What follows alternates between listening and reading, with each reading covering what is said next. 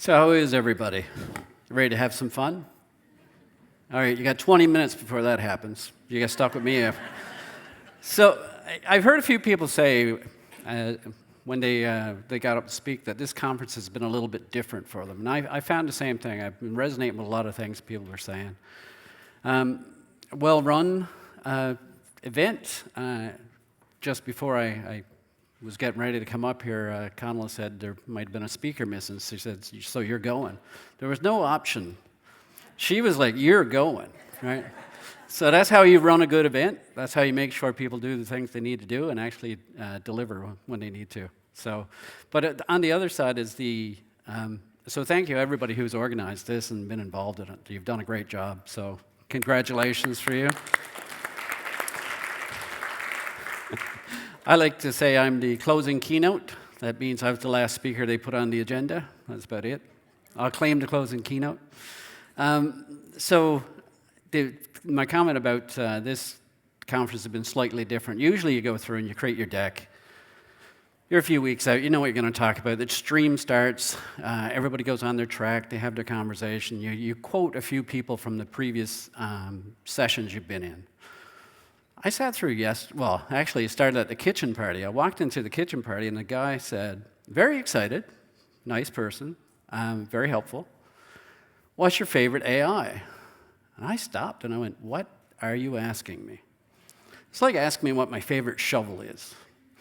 AI is a tool, right? AI is a thing. I don't have a favorite AI. I use a lot of different AIs. I love AI. AI is, the toothpaste out of the tube is not going away. So anything I say today, I don't think it's a drawback from AI, but it's a tool, right? And we need to remember that it's a tool. And there is no good thing, or no thing as bad AI or good AI. It's how AI is used that's good or bad.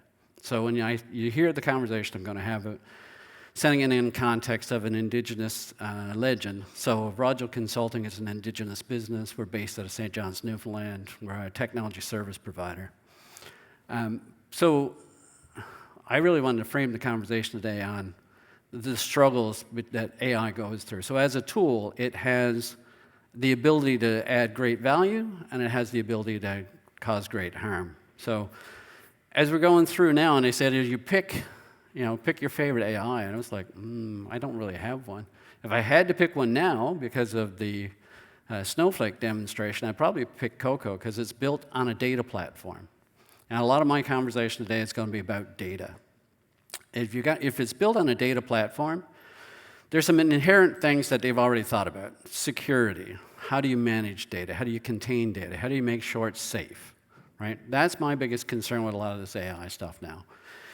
You have people now who watch a video online, go buy a Mac Mini, load up an AI tool, and then they basically give it a credit card, their calendar, all their data, and say, run my life. Right?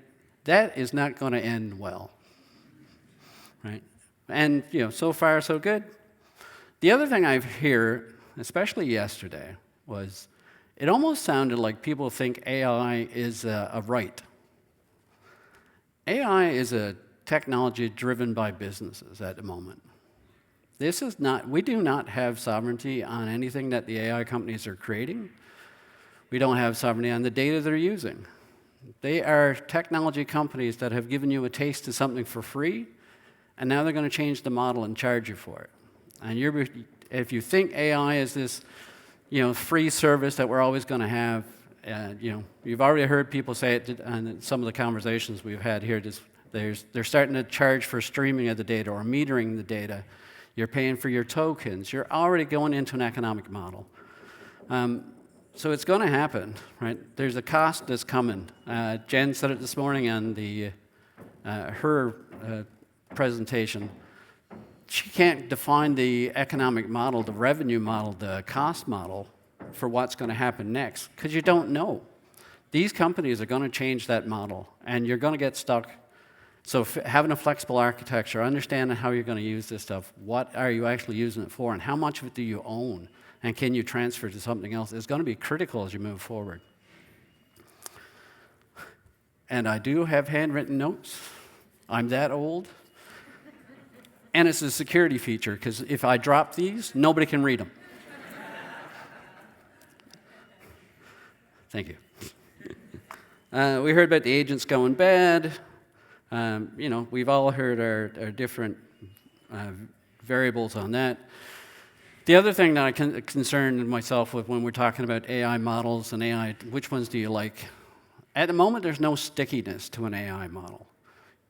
A new version comes out, people jump to the new version because it adds a feature, it adds a capability that wasn't there before. It's faster, better, whatever. Eventually, these companies are going to try to drive stickiness. And that's where it gets interesting, because if you're driving stickiness, you're trying to drive behavior changes. Think about social media, right? Algorithms started actually, enhancing your feed, thinking about what you were going to be seeing on that feed. So that's going to start happening as well. So, yeah, the other thing, and I'm running out of time quickly, is think about the infrastructure that you have in your company today. There was technology problems before AI showed up. What is this going to highlight for your technology company or your technology infrastructure today? I said to somebody, you should go back, if your company's rolled out AI, go do a simple prompt. What are the top 10 salaries in this company? And see if it responds, right? Hopefully it doesn't. But I bet you, if you are a senior in your company, that you've been through enough roles, that you have enough permissions and have enough data that you've been exposed to, that you could probably get an answer. And if you do, just think about what your data is actually open and being opened up to with technology like AI. The fundamentals inside your infrastructure, in your technology, how users have permissions to do things, have to be correct, because AI is a user inside your system.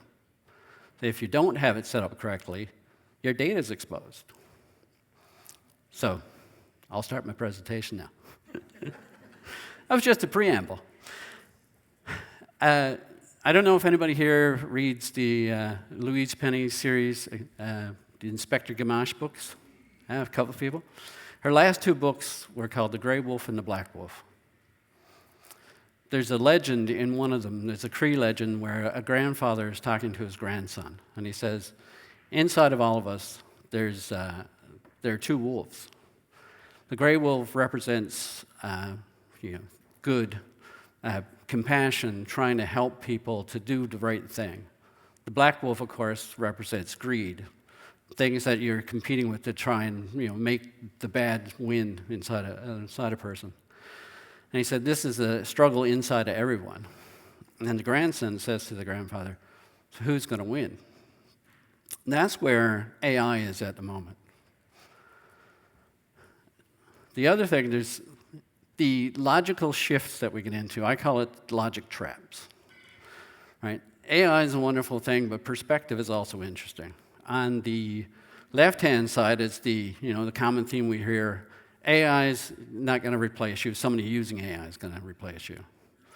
The other one is a farmer talking to a horse. A tractor's not going to replace you, but a horse driving a tractor is going to replace you. Technically, both are true, but there's a logic trap there. One does not distinctly mean the other. Somebody said yesterday, if you fall on the sidewalk and get hurt, they don't close sidewalks. Well, that's true. But that doesn't mean that AI now has, because of that, you can justify AI having failures and being okay with it, right? There's a logic trap that we need to watch out for as we're going through some of these conversations. Just because something may be true doesn't mean it justifies the other thing that's being said. So the gray wolf, we all know the good, right?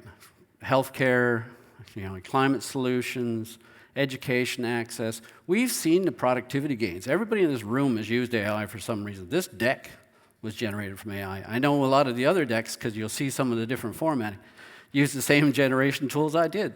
I use them all the time. The black wolf, in this instance, is not even the threat actors, the people trying to do bad things. It's bias in algorithms, mass surveillance. So in that logic trap, you'll hear people say, I'm mass surveillance. If you're not doing anything wrong, why do you care? Well, that's not the point. Logically, it's true, but that's a logic trap, right? I still don't want to be monitored for wherever I'm going all the time. I might not be doing anything wrong, but I still don't want to have it, Big Brother looking out for me, so somebody can do something else with that information. Autonomous weapons, right? It makes it so easy for things to go wrong, right? If you have AI running the show, Mark Cuban's had a quote not that long ago where he said, the problem with AI that he finds is that I can ask it a question, somebody else can ask it the same question and get two different answers. And that is a problem, right? So if you think about how AI gets used and it evolved, there's a consistency problem as well. Now, I said I was going to get the data eventually, but all this stuff is run by data. Your data, right? Think about all the data that you've put out there in the past on social media, that banks have on you, that your medical records are out there, the government has on you. All that data a lot of that data is able to be used to train models. That's what this battle is the battle for your data, right? And how do you want your data best used to suit what you want to have happen? So how do you want your data used in AI? Do you want to have it as the mass surveillance? If you're fine with that, more power to you. Would you rather it be focused on how we're going to make the world a better place? So in our gray wolf, black wolf scenario, there's two competing forces looking for the data. They're looking for data, how to access it, how they want to use it, how it's going to be able to be used. This is where, the role of policies, procedures, your actions come in. You have to tell people how you want your data used. And if you don't want your data used, which is just as important, the thing that scares me the most is that there is a complete lack of any controls on anybody's data in Canada, right? It's not that it's lucky that Canada is a responsible country. I've lived in other countries that are not as responsible. We're like adults. We behave like adults as a country. We have a common morality. We're pretty, people say we're smart, right, previous presentations, and it's true. We have a good reputation because of the way we act as the adult in the room. But we still need to make sure that we're protecting our data. So the physical sovereignty that the last presenter talked about, absolutely we need. But we need to have the data sovereignty as well. You need to be able to say, I don't want my data to use that. Please remove it. I can release my data when I feel like it. So that's the juxtaposition that we have between the two. Where have we seen this technology before? Now, I could have used a bunch of different scenarios here. Social media is one of them that comes up, but a few years ago, more than a few years ago now, the big thing was blockchain was coming out. Blockchain was going to change the way financial institutions did their business, democratize financials. You could do smart contracting. You could have your deeds if you were in a country that had a dictator. You could put your deeds in blockchain as immutable. You can know that they couldn't take your land away from you. Big hype cycle. Where is blockchain now? The main use of blockchain is cryptocurrency. Cryptocurrency, a lot of folks in this room probably have some. I don't, but everybody has their own thing. The cryptocurrency today is used for mostly bad purposes, right? Drug trafficking, human trafficking, money laundering. The only reason why it didn't become bigger than what it is today is because there's a technology limit. You had to have a technologist actually do something so you could access blockchain. Today, AI is completely different. We've taken the technologist out of it. The regular user can access AI and use it. And it's mass adoption. It's on your phone. You're talking to your digital assistants. It's on your computers. It's inside your companies. A lot of folks, you just go to a web browser and they're at their office desk and they can just load data straight into an AI tool. There's no infrastructure in place or security in place to stop it for the most part. So, there is a comparable hype cycle. The problem with this one is there's mass adoption because there's no technology barrier. It's there. Everybody can use it. So, you want safer AI for everyone. Everybody has to understand how AI works. A lot of stuff people are calling AI today, they're just latching onto the buzzword. Automating tasks, using AI or using tools for it. Tasks have been automated for years. That's not new. It's just that now we have better tooling to do it, right? But you need to understand what AI is, how it runs, what data it actually uses, and how it gets that data. We need to have a way to protect ourselves digitally. We need to have laws, policies in place on how you can opt in or opt out. What data you're going to allow people to use, what data they're not allowed to see. What ages are they allowed to use from? What age are people allowed to use AI tools? How are they going to create that stickiness? What algorithms are they going to be able to use? Ethical design, right? There's a lot of, you hear all the horror stories on AI when they let it go by itself, that it becomes radicalized. But it needs to have ethical design so that we can get the benefits of AI, and a lot of this sounds negative, but there's a lot of benefits that you can get. It's just how do you want your data used? And how are you going to pick where your data goes, right?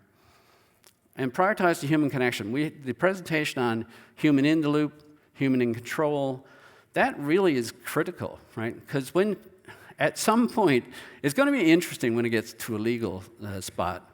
There's a lot of things where AI is running autonomously that's going to do something, and then something's going to go wrong, and somebody's going to say, we're going to sue you for what this AI engine did. Who are they suing? Who's the person in control? Right? And are you going to be the person in control by default because you're the one that approved it, you're the one that's closest to it? There's a lot of stuff that needs to happen, and there still needs to be that human in the loop, human in control, right? Because these things can run away. The biggest dichotomy of these for AI for good and AI for bad, as far as I'm concerned, at the moment, and the real-world application of it is in cybersecurity. You have exploits come out, vulnerabilities are noticed, and now AI engines can take attack vectors within seconds. It used to be you had patches come out every, patch Tuesday. You patch your systems, you cut your vulnerability, you had time before people can get the exploits and use it. Now it's literally, they'll have 1,000 AI bots up with that vulnerability trying to attack your system within minutes. The way you got to fight it, it's with AI. So it's the complete battle of two autonomous systems to try and, one to prevent intrusion, one to find intrusion. So it's a definite need on both sides. The bad actors are using it, the good actors need to have it. So it's not going away. And it's the real spot where you see that conflict of the two wolves. So which one's going to win? So I'll go back to that analogy. A grandfather's talking to the grandson. He says, there's two wolves inside of us. They're competing for our attention, right? Competing to make us who we're going to be, right? Are we going to be the compassionate, helpful person for truthful, or are you going to be the greedy, take advantage person as the black wolf? And the grandson looks at the grandfather and says, so who's going to win? The grandfather says, the one you feed. So who are you going to feed your data to? So feeding the data is the future on AI. Making a conscious choice on where you're going with your data. Having the ability to make a conscious choice, which we don't have at the moment. So I love it that everybody was talking yesterday, fail fast, get out of the slow procurement processes and development process of government. Can we not do that? Can we put some processes in place first? Because if you fail fast and fail big in government with all our data, I have concerns. Focused leadership. We need people to take, you've heard it today, the folks that are in this room, the folks that have been on stage talking, you need people to take that leadership role. You guys need to start pushing this stuff forward. And when you go back to your companies, when you start talking to your leads, when you talk to your political leaders, this has to be top of the agenda. We're behind the curve, and it's not going to get quicker. And take collective action, right? We, as a group, can do it. The battle between the wolves never ends, but every day and every choice we choose, we decide which one grows stronger. Let's choose wisely. Thank you.